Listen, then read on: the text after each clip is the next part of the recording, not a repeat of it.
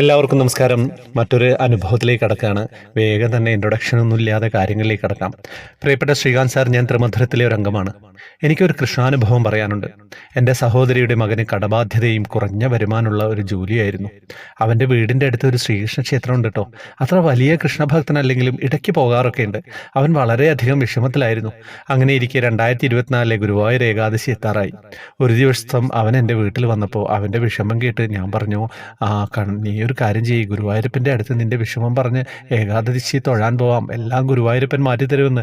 അങ്ങനെ ആദ്യമായി ഞാനും അവനും 2024 ഏകാദശി തൊഴാൻ പോയിട്ടോ. പിന്നീട് 2 മാസത്തിന് ശേഷം ഒരു സുഹൃത്ത് മുഖേന അവന് വിദേശത്ത് പോകാനുള്ള അവസരം ഉണ്ടായി. വലിയ തുക അവരാവശ്യപ്പെട്ടതിനാൽ പോകുവാൻ സാധിച്ചില്ല. അവന് വീണ്ടും വളരെയധികം വിഷമമായി. ഒരു ജോലി സംബന്ധമായിട്ട് ഒരു ഓഫീസിൽ ചെല്ലുമ്പോൾ അവൻ ഒരാളെ കണ്ടുട്ടോ. അദ്ദേഹം പറഞ്ഞു, ഇത്ര വലിയ തുകയൊന്നും ആവില്ലല്ലോ, ഞാൻ റെഡിയാക്കി തരാമെന്ന് പറഞ്ഞ് അങ്ങനെ പേപ്പർ വർക്കൊക്കെ നടത്തി.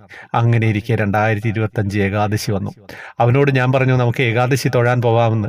ഏകാദശി തലേന്ന് അവനും ഞാനും എൻ്റെ കുടുംബവും ഏകാദശി തൊഴുവാൻ പോയി. ഏകാദശി തൊഴിൽ കഴിഞ്ഞ് ഭഗവാന്റെ പ്രസാദവും കഴിച്ച് വൈകുന്നേരം 4 മണിക്ക് അവനും എൻ്റെ ഭർത്താവും മകളും കൂടി തിരിച്ച് വീട്ടിലേക്ക് പോയി. ഞാനും എൻ്റെ മകനും ഗുരുവായൂർ അമ്പലത്തിൽ തന്നെ ഇരുന്നു. അവർ ഗുരുവായൂർ ബസ് സ്റ്റാൻഡിലെത്തി.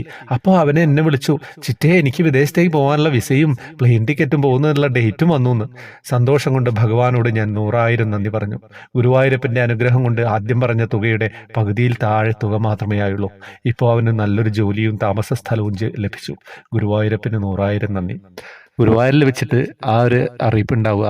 ഗുരുവായൂർ ഏകാദശിയൊക്കെ വെച്ചാൽ അത്രയും ശക്തിയാണ് കേട്ടോ, ഒന്നും പറയാനില്ല. ഞാനിതിനെ കൊടുത്ത് കൂടുതൽ നിങ്ങളോട് പറയണ്ട. ഈ അനുഭവത്തിൻ്റെ കാതൽ എന്താണെന്ന് ഗുരുവായൂരപ്പ ഭക്തരായിട്ടുള്ള ഓരോരുത്തർക്കും മനസ്സിലാവും.